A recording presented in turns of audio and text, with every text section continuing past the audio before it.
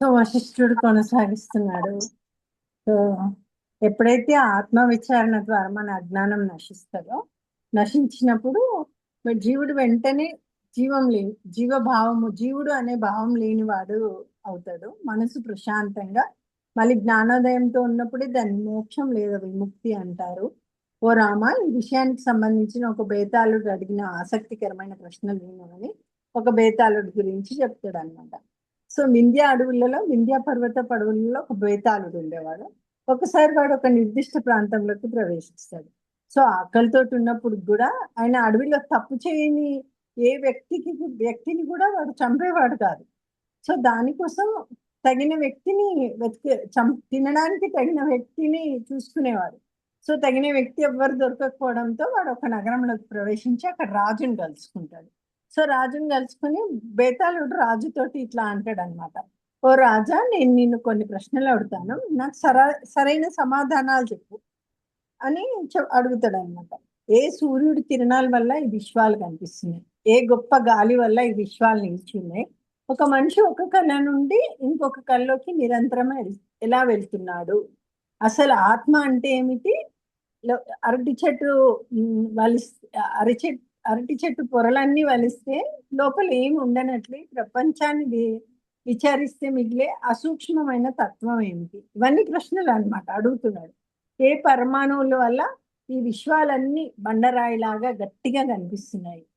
మళ్ళా కొండలో ఒక చెక్కని శిల్పం దాగి ఉన్నట్టు ఈ మూడు లోకాలు కూడా దేనిలో దాగి ఉన్నాయి? ఇట్లా అన్ని క్వశ్చన్స్ అడుగుతా ఉన్నాడు అనమాట. సో ఈ ప్రశ్నలకు సమాధానం కనుక చెప్పకపోతే నువ్వు ఖచ్చితంగా నాకు ఆహారం అవుతావు అని చెప్తాడు. సో అప్పుడు రాజు ఇట్లా సమాధానం ఇస్తాడు అనమాట. బేతాళుడు ప్రశ్నలు చిన్నప్పుడు వినియోగించేది అట్లా. సో అప్పుడు రాజు ఇట్లా సమాధానం ఇస్తాడు. ఓ బేతాళుడా, ఈ విశ్వము ఒకప్పుడు అనేక పొరలతోటి కప్పబడి ఉన్నది.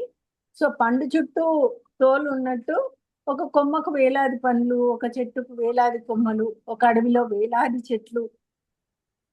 సో ఇట్లా అన్ని చెప్తా ఉన్నాడు అనమాట. ఒక కొండపై వేలాది అడవులు, ఒక దేశంలోనే వేలాది కొండలు, ఒక ఖండంలో వేలాది దేశాలు. సో వేలాది మంది ఒక సూర్యుడి కిరణాల్లో దండలాగా ఉన్నారు. ఆ సూర్యుడే అందరిని ప్రకాశింపజేస్తున్నాడు. ఆ సూర్యుడే శుద్ధ చైతన్యం, అదే ప్యూర్ కాన్షియస్నెస్.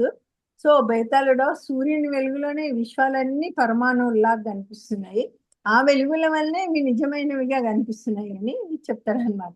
సో పరమాత్మలో కాలము, ఆకాశము, చలనం వంటివన్నీ ఈ ధూళి కణాలలాగా మెరుస్తాయి. ప్రపంచం అంతా ఒక శుద్ధ చైతన్యం అనే సత్యం మీదనే నడుస్తుంది అని చెప్తాడనమాట. రాజు చెప్పిన సమాధానం విని ఇంకా బేతాళుడు నిశ్శబ్దంగా మారిపోతాడు. సో తీవ్రమైన ఆలోచనలో పడతాడు. ఓ రామ, భగీరథ రాజులాగా నువ్వు కూడా సత్యజ్ఞానంలో స్థిరంగా ఉంటే ఉంటే గనుక అట్లా అసాధ్యమైన దాన్ని సాధిస్తావు. సహజంగా జరిగే పనులు చేస్తూ ప్రశాంతంగా జీవిస్తావు అని చెప్తున్నాడు అనమాట. సో అప్పుడు నెక్స్ట్ రాముడి కోరిక మీద వశిష్ఠుడు మళ్ళీ భగీరథుడి కథని చెప్తాడు అనమాట. సో ఒక భగీరథుడు అనే ఒక రాజు ఉండేవాడు. అనగనగా అని స్టార్ట్ చేస్తాడు. ఒక భగీరథుడు అనే ఒక రాజు ఉండేవాడు. ఆయన చాలా ధర్మాత్ముడు. దయాగుణంతో పేదరికాన్ని నిర్మూలించడానికి ఎంతో కష్టపడ్డాడు. సాధువులు పుణ్యాత్ముల సహవాసంలో ఆయన హృదయం భక్తితోటి నిండిపోయింది. సో భగీరథుడు పవిత్ర గంగా నదిని స్వర్గం నుండి భూమికి తీసుకొచ్చింది కదా, మనకు అందరికీ తెలిసింది.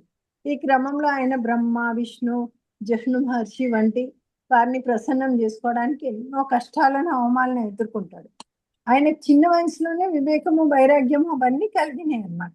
ఒకరోజు ఒంటరిగా ఉన్నప్పుడు ఆయన ఇట్లా ఆలోచిస్తాడు. ఏమని అంటే, ఈ లౌకిక జీవితం ఏదైతే చూస్తున్నామో ఇది చాలా నిస్సారమైనది, మూర్ఖత్వంతో ఉంది. ప్రజలు రాత్రి పగలు అనే ఒక విధమైన అర్థం లేని పనులు పదే పదే చేస్తున్నారు కదా. సో కలరా వచ్చినప్పుడు ఎట్లయితే పదే పదే విరోచనాలు అవుతాయో అట్లనే ఈ సంసార చక్రం అనేది పదే పదే కొనసాగుతుంది. దీనివల్ల లాభం ఏముంది అని భావించి ఆయన తన గురువైన త్రిశూలుడిని ఆశ్రయిస్తాడు. స్వామి, జనన మరణ చక్రాల దుఃఖానికి ముగింపు ఎలా అని ప్రశ్నిస్తాడు. అప్పుడు త్రిశూలుడు ఇట్లా అంటాడు అనమాట. ఆత్మజ్ఞానంలో ఎప్పుడైతే నువ్వు స్థిరపడతావో దుఃఖం నశిస్తుంది. ఎవరికైనా సరే మనం ఆత్మజ్ఞానంలో స్థిరపడ్డాము అంటే ఈ దుఃఖాన్ని నశింపజేసుకోవచ్చు. ఈ బంధాలన్నీ తెగిపోతాయి, ఈ అనుమానాలు తొలగిపోతాయి, భేదభావం నశించిపోతుంది. ఎప్పుడైతే సత్యాన్ని తెలుసుకుంటామో అప్పుడే పూర్ణత్వం సిద్ధిస్తుంది. తెలుసుకోవాల్సింది ఏదైనా ఉంది అంటే అది ఏది నిత్యమైంది, ఏది శుద్ధమైనదో అదే ఆత్మ. సో అప్పుడు భగీరథుడు అడిగినాడు అనమాట, ఆత్మ మాత్రమే నిజమని, శరీరం మొదలైనవన్నీ అబద్ధమని నాకు తెలుసు, కానీ అది నాకు పూర్తిగా అనుభవంలోకి రావడం లేదు. సో ఎందుకు అని, ఇప్పుడు మనకు కూడా ఆత్మ ఆత్మ వింటున్నాం, మనకు కూడా అర్థమైపోతుంది ఆత్మ అనేది నిజమని, బట్ అనుభవపూర్వకంగా రావట్లేదు. నేను త్రిశూలుడు చెప్తాడనమాట, కేవలం పుస్తకాల ద్వారా వచ్చే జ్ఞానం నిజమైన జ్ఞానం కాదు. భార్య, పిల్లలు, ఇల్లు వంటి వాటిపైన మోహం లేకపోవడంతో సుఖ దుఃఖాలతో సమానంగా ఉండు. ఏకాంతాన్ని ప్రేమించడం మరియు ఆత్మజ్ఞానంలో స్థిరంగా ఉండడమే నిజమైన జ్ఞానము, మిగిలినదంతా అజ్ఞానమే. అహంకారం ఎప్పుడైతే తగ్గుతుందో అప్పుడు ఆత్మజ్ఞానం కలుగుతుంది అని చెప్తాడనమాట. సో అప్పుడు భగీరథుడు అంటాడు, ఈ శరీరంలో అహంకారం చాలా బలంగా నాటుకుంది కదా, దానిని వేళ్లతో సహా ఎట్లా తొలగించాలి అహంకారాన్ని. అప్పుడు త్రిశూలుడు చెప్తాడనమాట, సొంత ప్రయత్నం అంటే సెల్ఫ్ ఎఫర్ట్, స్వప్రయత్నం ద్వారా ఈ లౌకిక సుఖాల మీద కోరికలను వదిలేయాలి. ఈ అవమానము, అహంకారము అనే బంధాలన్నింటిని తెచ్చుకోవాలి. వాటన్నింటిని వదిలేసి స్థిరంగా ఉంటే అహంకారం అప్పుడు నశిస్తుంది. అప్పుడు నువ్వే పరమాత్మ అని నీకు తెలిసిపోతుంది అని చెప్తాడు అన్నమాట. సో వశిష్ఠుడు ఇంకా కొనసాగిస్తుంటాడు. సో గురువు గారి మాటలు విన్న తర్వాత భగీరథుడు సర్వసంగ పరిత్యాగం చేయడానికి నిశ్చయించుకుంటాడు. సో ఒక 3 రోజుల్లోనే తనకున్న సంపదనంతా పూజారులకు, బంధువులకు, శత్రువులకు అందరికీ దానం చేసేస్తాడు. కేవలం ఒక ఒక గోచిని మాత్రం ధరించి ఎవ్వరికి తెలియకుండా తన రాజ్యాన్ని వదిలిపెట్టేసి వెళ్ళిపోతాడు అనమాట. త్వరలోనే ఆయన మనసులో పరమశాంతిని పొందుతాడు.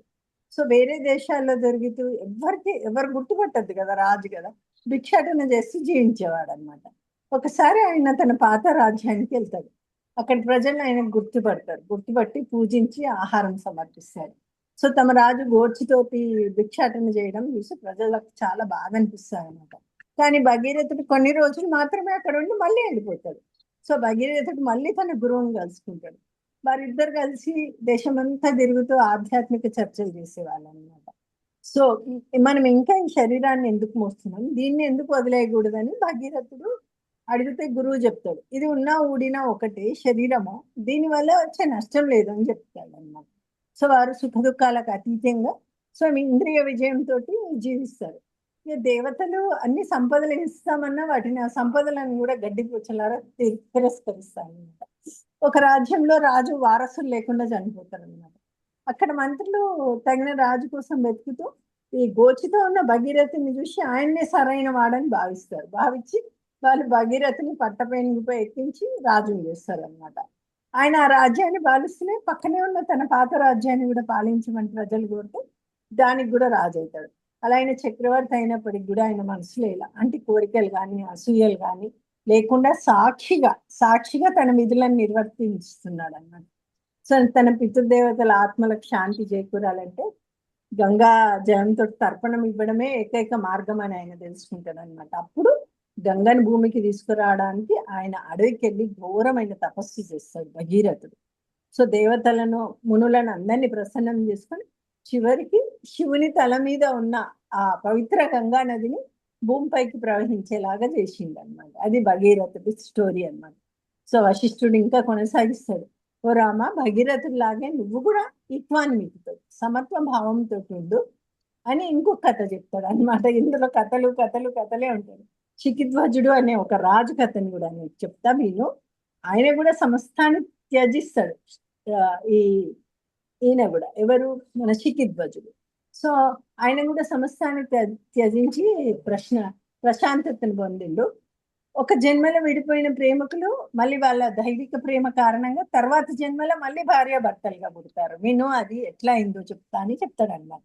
రాముడు అడిగింది, మహర్షి ఒక జన్మలో భార్యాభర్తలుగా ఉన్నవాళ్ళు తర్వాత జన్మలు కూడా మళ్ళీ భర్తలుగా పుట్టడం సాధ్యమా అని అడిగిండు అనమాట. రాముడు అడిగినప్పుడు వశిష్ఠుడు సమాధానం ఇస్తాడు, ఓ రామ, ఈ ప్రపంచ నియమం చాలా సూక్ష్మమైనది. కొన్ని వస్తువులు సమృద్ధిగా ఉండి మళ్ళీ కనిపిస్తాయి, కొన్ని పూర్తిగా నశిస్తాయి. సముద్రంలో కెరటాల్లాగా కొన్ని ఒకేలా ఉంటాయి, కొన్ని వేరులాగా ఉంటాయి. సో అని చెప్తాడు అనమాట స్టోరీ. మాలవ రాజ్యంలో శిఖిధ్వజుడు అనే ఒక రాజు ఉండేవాడు. ఆయన అన్ని సద్గుణాలు కలిగి ఉన్నాడు, ధార్మికుడు, మళ్ళీ పరాక్రమవంతుడు. చిన్న వయసులోనే తండ్రిని కోల్పోయినప్పటికీ మంత్రుల సహాయంతో రాజ్యాన్ని చాలా చక్కగా పాలిస్తున్నాడు. సో వసంతకాలం వచ్చింది. ఎటు చూసినా శృంగార వాతావరణం ఉంది. యవ్వనంలో ఉన్న ఆ రాజు ఏంటంటే తన మనసుకు నచ్చిన భాగస్వామి కోసం ఎదురు చూస్తున్నాడు. సో అట్లా సౌరాష్ట్ర దేశానికి, సౌరాష్ట్ర అంటే గుజరాత్ వైపు, సో వెళ్ళి చూడాలా అనే రాజకుమారిని గురించి తెలిసి ఆమెను వివాహం చేసుకుంటాడు అనమాట. శిఖిధ్వజుడు చూడాల ఒకే ప్రాణం రెండు శరీరాలలాగా చాలా అన్యోన్యంగా బ్రతికింది. తర్వాత వాళ్ళిద్దరికి ఒకే రకమైన అభిరుచులు ఉండేవి. సో వాళ్ళిద్దరు నందనవనంలో ఒకసారి విహరిస్తూ ఒకరిపై ఒకరు అపారమైన ప్రేమను గుర్తుంచుకునేవారు. సో వారు కేవలం లౌకిక సుఖాలకే పరిమితం కాకుండా ఈ విద్యను జ్ఞానాన్ని కూడా పంచుకున్నారనమాట. ఇద్దరు అన్ని శాస్త్రాల్లో కూడా నిపుణులైపోయినారు. వారిద్దరు హృదయాలు ఒకటైనాయి. సో విష్ణుమూర్తి లక్ష్మీదేవి భూమిపైకి వచ్చారా అన్నట్టు వాళ్ళు జీవిస్తుండారంట. ఎవరు? ఈ శిఖిధ్వజుడును చూడాల. సో దెన్ శిఖిధ్వజుడు చూడాల చాలా సంవత్సరాలు ఆనందంగా గడిపారు. వశిష్ఠుడు కొనసాగిస్తున్నాడు ఇంకా. కానీ కాలం గడుస్తున్న కొద్దీ యవ్వనం నశిస్తుందని, సో ఈ జీవితం ఒక క్షణం అని వాళ్ళు గ్రహించిండ్రు అన్నమాట. ఈ సంసార సుఖాలు కేవలం తాత్కాలికమనే వాళ్ళకి అర్థమైపోయింది. అందువల్ల వాళ్ళు ఏం చేస్తారంటే ఆత్మజ్ఞానం ద్వారా మాత్రమే మనం శాశ్వత ఆనందాన్ని పొందగలము అని ఇద్దరు కలిసి ఆధ్యాత్మిక గ్రంథాలను చదువుకుంటా జ్ఞానుల సహవాసంలో ఆత్మజ్ఞానాన్ని పెంపొందించుకుంటారు. సో ఇట్లా రాణి చూడాలా ఏం చేస్తుందంటే తన మనసులో ఇలా ఆలోచించింది. ఏమని అంటే, నేనెవరు అసలు? ఈ శరీరం జడమైనది, అంటే ఈ శరీరంకి ప్రాణం లేదు, ఇది ఆత్మ కాదు. ఆలోచనలు అనేవి మనసులో వస్తున్నాయి, మనలాగానే ఆలోచిస్తుంది పాపం కూడా. ఇంద్రియాలు కేవలం ఈ సాధనలు మాత్రమే, బుద్ధి కూడా ఆత్మ ప్రేరేపించడం వల్లనే పనిచేస్తుంది. కాబట్టి నేను ఈ శరీరం కాదు, మనస్సుని కాదు, మళ్ళీ బుద్ధిని కూడా కాదు, నేనే ఈ శుద్ధ చైతన్యాన్ని అని ఆమెకు అర్థమైపోయింది అనమాట. ఆహా, నేను తెలుసుకున్నాను, ఆత్మ ఒకటే సత్యం, ఇక్కడ మిగిలినదంతా అబద్ధం.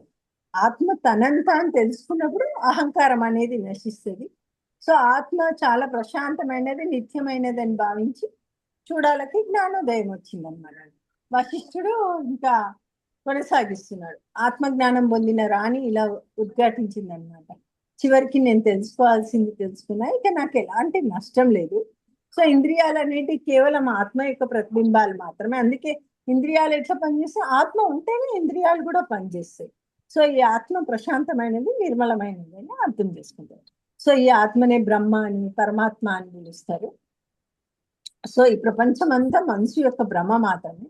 ఈ తరంగాలు సముద్రంలో భాగమైనట్టు ప్రపంచం కూడా ఆత్మలనే ఉంది.